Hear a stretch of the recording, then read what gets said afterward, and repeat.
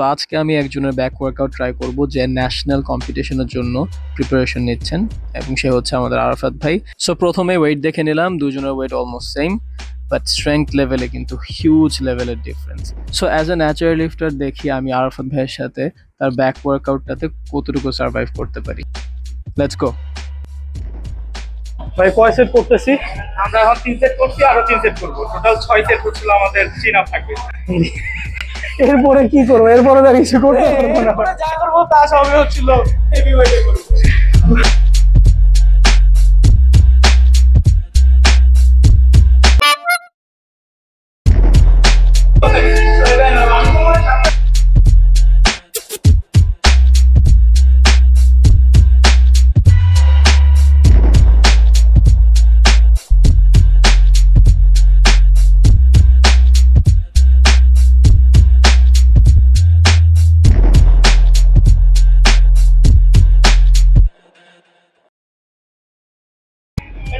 চার সেট।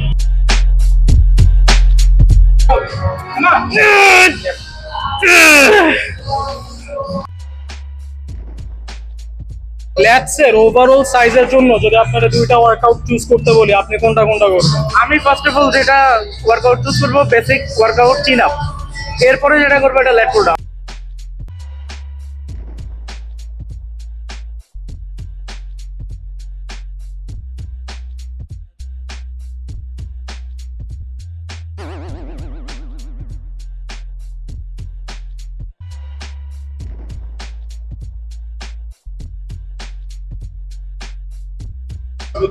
ও ভাই, ব্যাগের চারটা ক্যাপসের কিছু নাই আজকে? না, ট্রেসের একটা আছে, জাস্ট শার্ট মারবো আর কি।